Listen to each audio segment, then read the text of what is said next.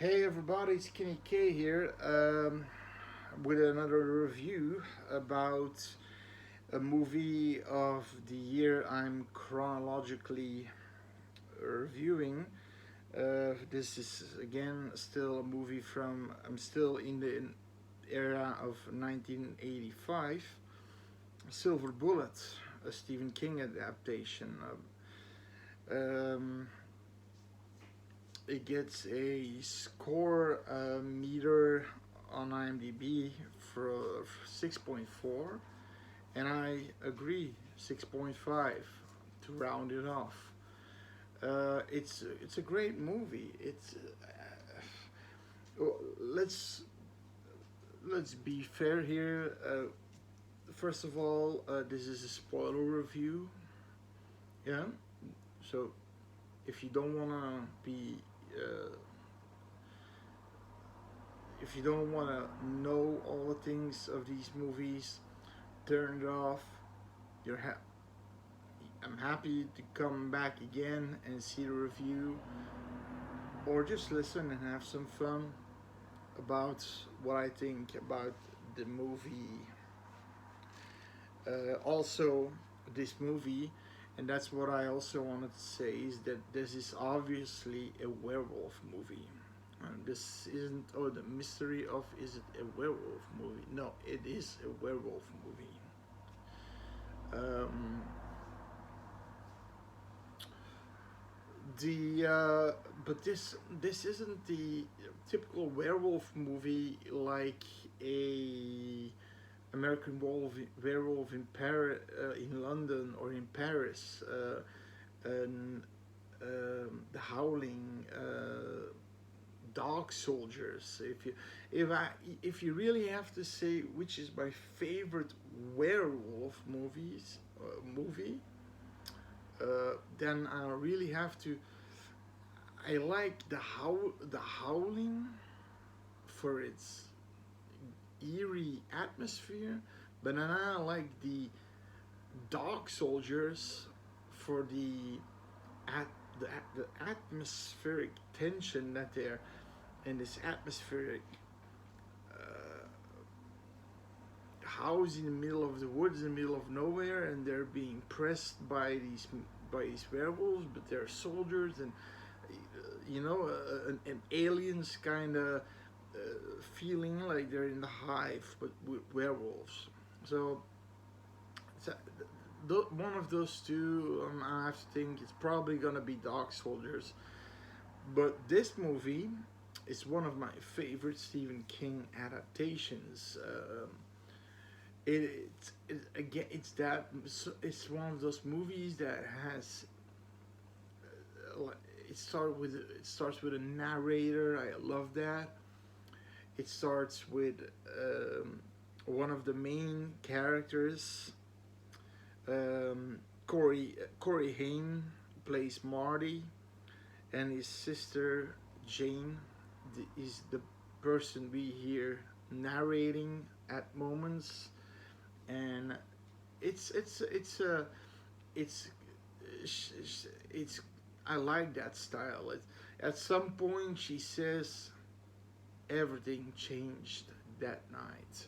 Boom, and then we get to see the first werewolf attack, and I'm the first. Let's talk about the gore. I saw this movie a long time ago, but I now borrowed it from a friend last week, and I don't have the movie, but he's what the thing is. What I saw, I can't remember the gore. I can't remember the pretty extreme moments of gore, because Stephen King isn't, especially in that era. Stephen King wasn't that gory. I always found to be the case. Uh, you get the first guy. The first guy I knew, he gets his head chopped off, but you see that head still lying on the on the spores for the trains, and then on the spores, the tracks. Um, yeah, and then you have this kill of a girl that Marty likes. Her father is this extremely douchebag, and at some point he hears something in his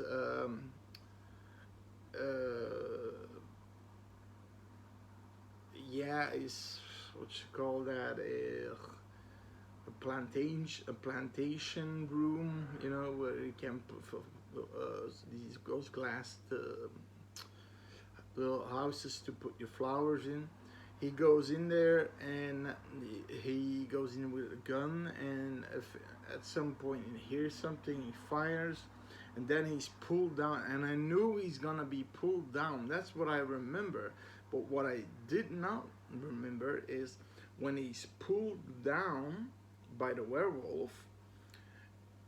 What I remember is hearing him being torn apart, you know, seeing the little glass building from the outside and hearing it. No, now you see something completely different. He's been torn downwards, and a plank is sticking like this, and he's impaled by the plank, and the blood falls out of his mouth, and then he's coming back down. That's just one of the completely different. I can't. Did I watch a censored version, an uncensored version? If that is, I believe so. Now, this movie, I actually talk by only one actor. You've got Terry O'Quinn is the sheriff of the town, playing Sheriff Joe Heller. Then, of course, Everett McGill. Sorry. Everett McGill, who we all know from Twin Peaks. I hope you all know. He's Big Ed from Twin Peaks. He plays Reverend Lowe. And then, of course, he's the star of the Corey Haim, and his combination, the combo with him, Gary Busey, Uncle Red, his Uncle Red. It's just it's a super duo. I like them so much. He is cool. He's amazing. He's a guy who he will do everything for you. He'll go through fire for you. He will listen. He's not gonna, be a yes man, but he's still gonna listen and try to give some constructive criticism. It's especially at the end when he's trying to persuade him that there's a werewolf, and he of course doesn't believe it at first, but he does try to put his disbelief aside and believes him at some point, and not 100% until the complete end of the movie, until he sees it. Does he believe there's a werewolf? Now,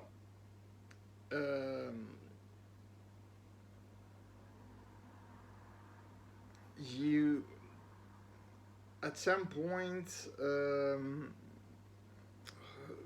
was there another kill between the train guy? Yeah, the boy. But he wasn't.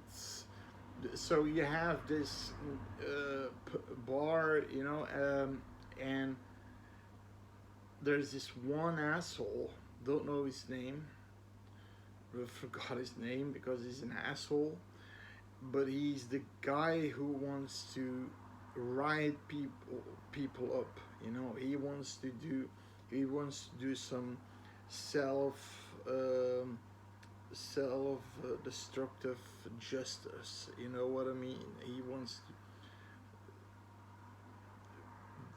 drop the law and just do it himself. He's an asshole. He's an asshole, and he's constantly fucking up people. I, but it seems everybody's scared of this guy. So at some, even the deputy, he's a big guy.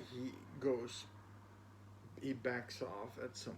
It's after another time that the deputy goes to him, and they're in this fighting position, but it's just the guy.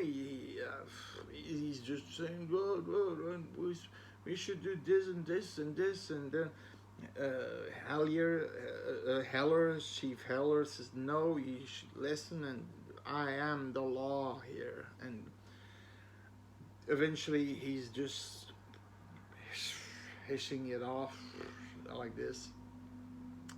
But then we hear about the guy in the flower, the glass house with the flowers, the kill. Then these guys, then he's completely now they want to take measures in their own hands, and we get. And I always like those kind of scenes where I also just reviewed Halloween 4, an in-depth review, and I'm gonna put that on with this one at the same time. It's also in that movie when there is a riot, a vigilante group trying to help the law and going out to kill the killer. And at some point this happens, and I like the fact that they're planning their routes. In the bar, you go that way, you go this way, you go past the river, and let's say there were 20 guys, maybe a little bit more, because there were a lot of pickup trucks, a lot of people with 4 passengers in trucks, and pickups with like 3 or 4 in the back and 2 in the front, a lot with shotguns and things. And the bar owner, he had this baseball bat called Old Peaceful, or it said Old Peaceful. So he was also there with his bat. He didn't have a gun. But then a small group of and that's with the asshole.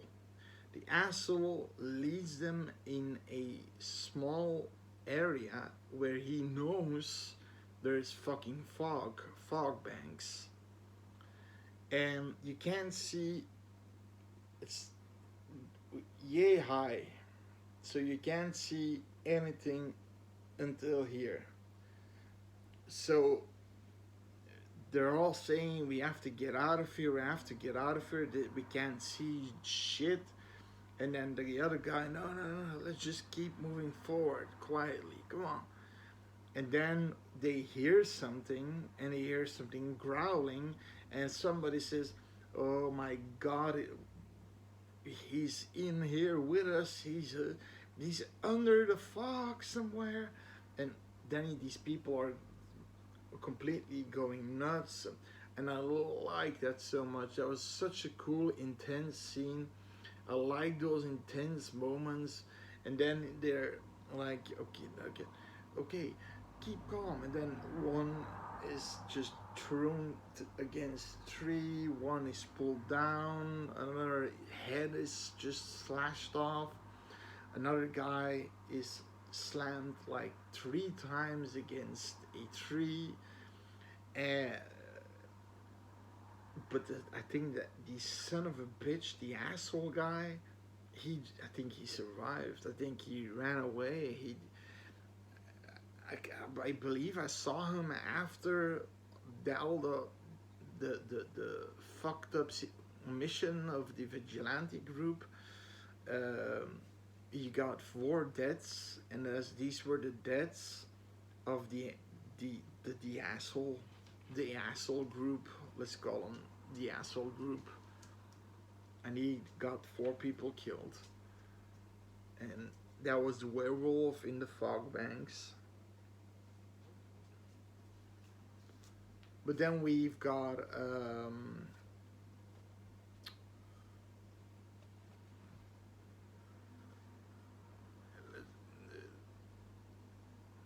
Corey Haim. Corey Haim is in the midst, and he's living his own life. But at some point in time, he gets an encounter with the werewolf. Now, what happens is his Uncle Red gives him, because of the kills and everything, the town canceled the carnival and the fireworks, and they basically took it all away. So all the kids are, oh no, shit, no, this, okay, but Uncle Red has this bag of fireworks for him personally that he should do at the bridge at night. He'll have at night when it's dark, and you'll have a great view. And I've got this last one. You keep that one for last. It's a rocket. So at some point he goes to the bridge, and he's playing with fireworks, and he's woohoo, yeah, and this, oh cool, like he's being a childlike fun. But then he sees the fucking werewolf. He's standing there in front of him, and we see him charging towards Marty. Marty puts the rocket. He charges the rocket off right into the werewolf's eye, and he's like, oh, and you see the werewolf like this, and he just gets fucked because he has an electric modified wheelchair, because his Uncle Red basically tuned it up that you can, with turbo boosters on the fucking chair, that he can go 70 miles per hour, that thing. So he charges back home, and the werewolf is like, breaks the rocket off, and he's like, and he looks like the effects are good. The head looked good. The body, in my opinion, didn't look so good. Looked like a guy in a bear suit. But the head and the movement of the eyes and the teeth, that looked real, in my opinion. Yeah. Now, after this,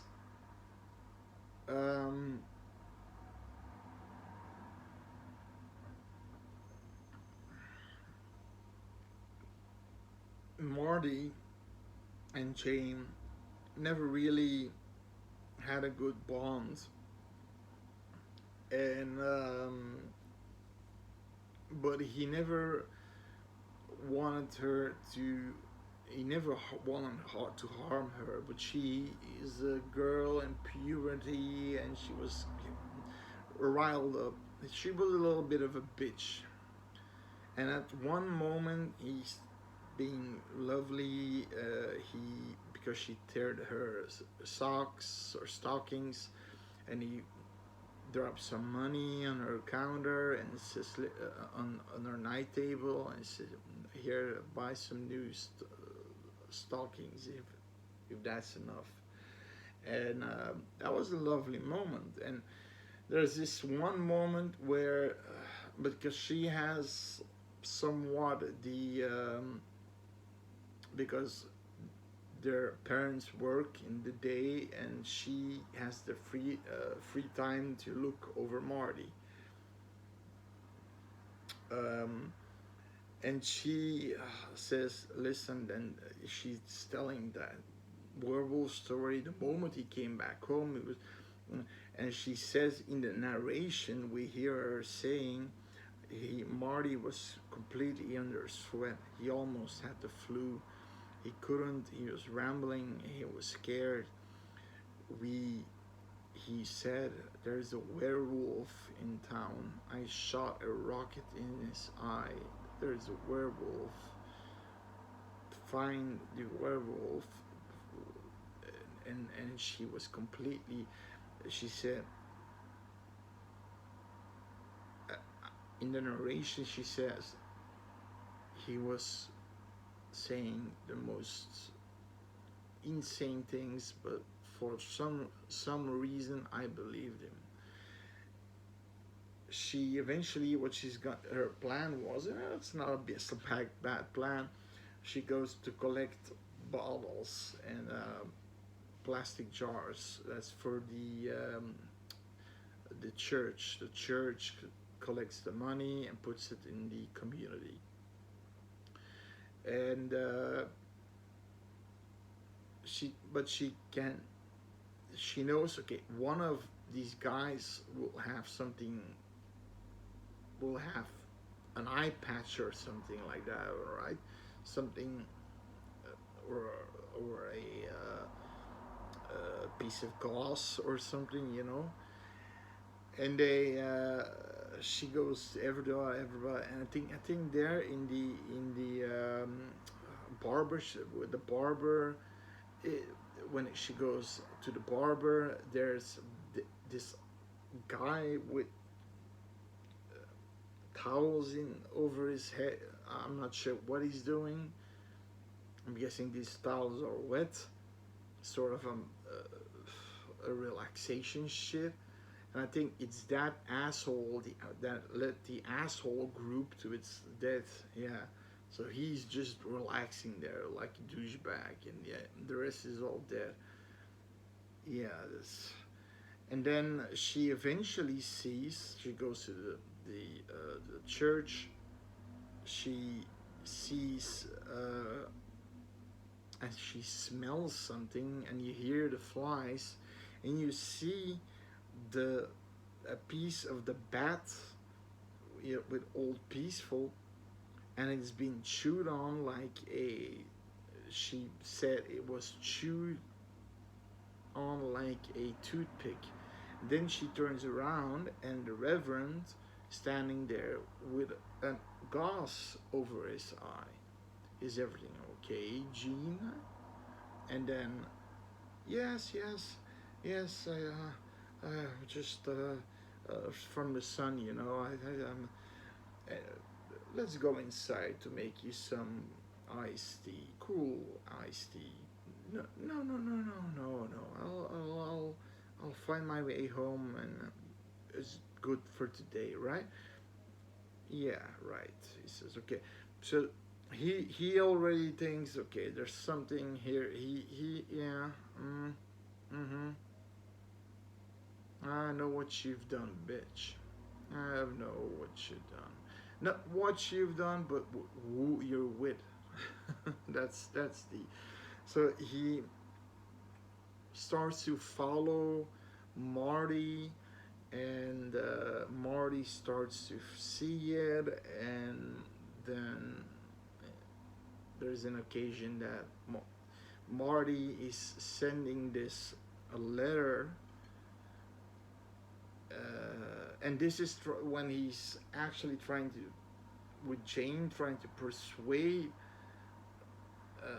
Uncle Red of the fact that he's a werewolf, and he's completely laughing the shit out of it, and he's saying it's complete bonkers. Is what uh, did you take your vitamin pills, you little shitnik? I mean, no, but I mean he doesn't believe it, of course, but he loves his nephew and his niece. So he, you know, he thinks, okay, he drives by the Reverend, and he sees that he has a black eye patch now, like a pirate, and he's that he says that doesn't prove anything. He might have something in his eye, a problem with his eye. Oh, and okay, we'll ruffle some feathers. He says, okay, we will make up a paper with, like snippets out of a book, and then put them together. And he gets these papers, and he knows from where they're coming. He already has he's seen Marty multiple times, checking him out, so he's starting to follow him. And then you have this scene where he's being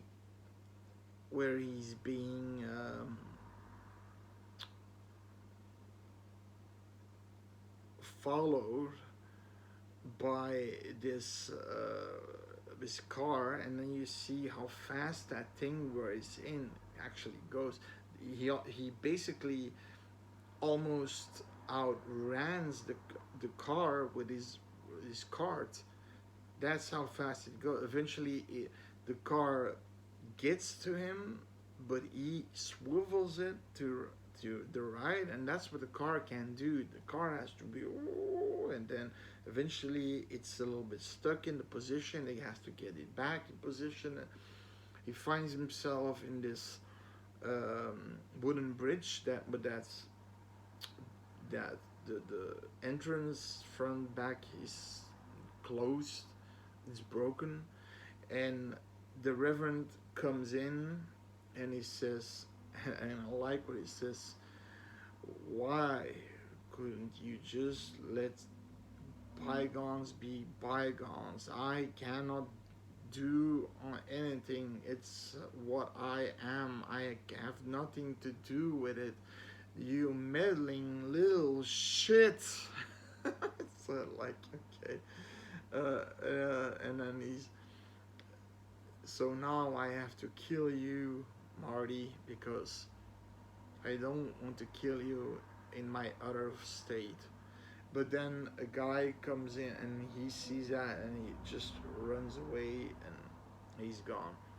Now there is also a moment in the previous in the movie earlier on. That's what the when the riot really got amped up was the guy, his kid, a friend of Marty, was completely slashed to pieces by a werewolf. And he's there then, the father, with a picture of his son, and showing it to everybody, and it's a picture of a crime scene picture of how he looks, basically pieces and whatever, guts pulled out and shit.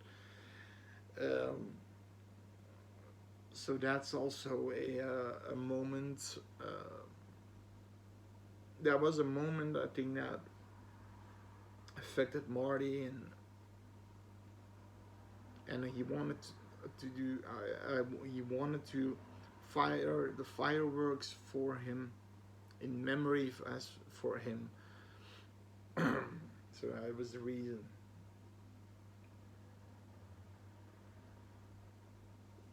Now, eventually, um, Uncle Red goes to the sheriff. He says, "Listen, we have a suspicion," and he says, "Go on." Well, my nephew and niece think there's a werewolf in town, and they think it's Reverend Lowe. Reverend Lowe, he says. Okay, it's crazy, right? But you believe in this shit, right? And he's like, I think it just warrants a checkout, and he's right, and he agrees. So the sheriff goes to, because the sheriff didn't like the reverend because he was angry towards the reverend because he was amping everybody up and he was telling them everybody to self justice, mind, body, and spirit, and all that shit. Sorry, people. My so he he goes and checks it out. He finds Reverend Lowe in the ballroom. He sees the bat. He smells everything, and then we see him standing there, Reverend Lowe. He's the sheriff says, but you come with me, Reverend. Now I can do nothing about this. And he slams the sheriff in the head. You see blood squirting out of his head, falling on steps, squirting at that. And then he gets transformation in a werewolf. We see the first moment that the transformation of the werewolf, but it doesn't become a complete werewolf because it's not a full moon. So he becomes a half werewolf with human features still. And then you see him using the bat to kill him. Like you see like 3 whacks on his head, and you see brain matter. Gory moment again. But then, of course, at some point, okay, now it's on. He knows he sent the police for them. He shot a rocket in his eye. He knows he's gonna get caught at some point, so he has to kill Marty, Jane, and probably also Uncle Red because he'll see he's involved. Now, what they're gonna do, and that's where all the entire movie is about. They have Marty and Jane have a silver trinket around their neck, and they ask Uncle Red to make a bullet out of it. So he goes to the gun maker, and he's apparently Jane in narration says he was the best there ever was, and we see him his craft making the bullet. Then she's explaining it, and it's pretty cool actually. And then putting a bullet on a shell. You have this 44 caliber. I think that's for a Colt Python or something, revolver. I mean, if you hit him with that, the werewolves, he's gone. He's gonna be dead. And then the gun owner says, "Fine job, isn't it?" Yeah, and then the Uncle Red says, "Yeah, but what am I gonna do with a 44 slug? Oh, kill a werewolf, perhaps?" And then okay. So apparently, multiple people are thinking about this option about a werewolf idea. So, what happens is they send the parents for a weekend to New York, fake vacation, but get no real vacation, but under the fake fakery that they won something, and but it's Marty that set everything up. No, it's Uncle Red, of course, that said he has the money. So, and they stay in the house, and their plan is just at night all staying together in the same room. And then at some point, Uncle Red had it. He had it. Then again, he doesn't believe him. He's like, look at me like a jackass, like an asshole, a fucking mule. Hit my fucking head. Sorry, I got a problem. He says, and I'm the asshole staying here. Ugh. I should have known, I should have done it, and he takes a bullet out, and then the werewolf just jumps in. And then we see the complete werewolf. And like I said, the head look functions cool, and the eyes, and the teeth, and the snout, but the body looks like a bear man. It's like a guy in a bear man suit. I mean, it doesn't look real, no. You have better. That's why I'm saying the Howling has better werewolf adaptations than this werewolf. But then they're getting into a fight because he loses the bullet, but then Jane can eventually grab it and gives it to Uncle Red, and eventually Uncle Red of Marty, I'm not sure, one of the two shoots him through the other eye, and he falls down and he becomes this bleached white, that body, weird white.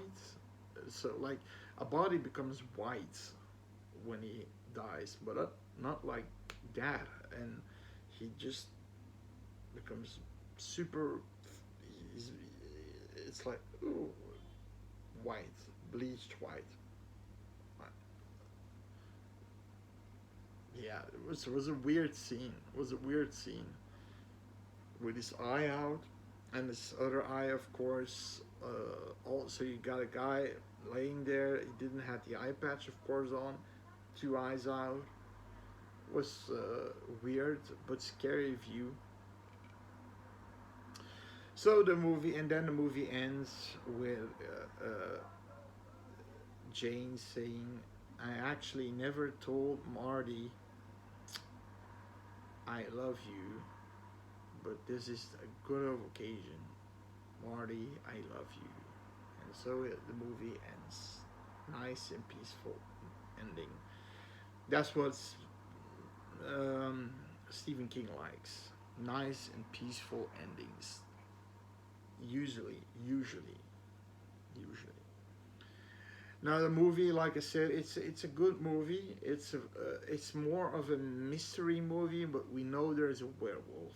That's just, we know this. It's not, but finding the werewolf, it's just one werewolf in an entire town, so you can't really. Oh yeah, there are multiple werewolves all over the place. No, that's not the case. We've got one werewolf, and he claimed township over this town.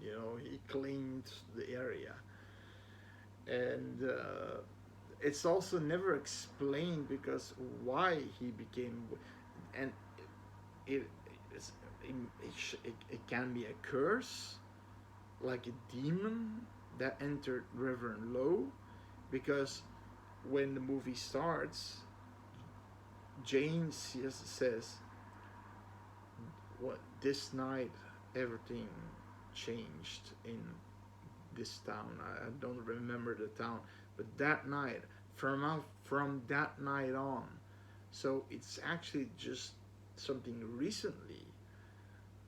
So, and it was Reverend Lowe, and so a reverend that has been there since his birth. So, or he has. Well, I can't believe that he just came there the day when the guy at the train in the beginning gets his head slashed off. It's weird. They never explained this curse. He never explained it at the moments when he's interacting with Marty there, when he's saying, "You meddling little shit," and then or against the sheriff. He's never really said. He just says, I can't do anything about it," and he becomes angry, and then that's the only thing he really says. There's a moment when he has a nightmare, and you see his complete church after the douchebag group, that's killed.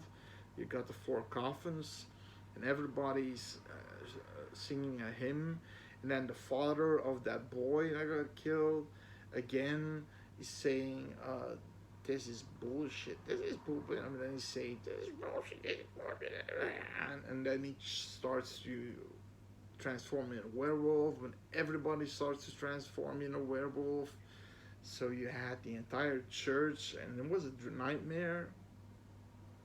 It was a cool scene. The entire church full of werewolves.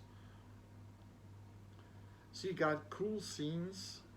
You've got an eerie feeling. It's more eerie. The movie's eerie. And now with the extra gore, I thought this movie was a step up, really a step up. And I believe that this was an uncensored version. I never seen this version that Silver Bullet was a such a bloody movie. The chemistry of the characters, Uncle Red, everybody is a good actor. The father of the boy, I did not. I understand his pain, but the way he entered that bar, he knew that everybody was riled up, and he shows a fucking picture of his son, not just a normal picture, but of his son being fucking puree, on the ground, a crime scene picture, and he's holding that for everybody, and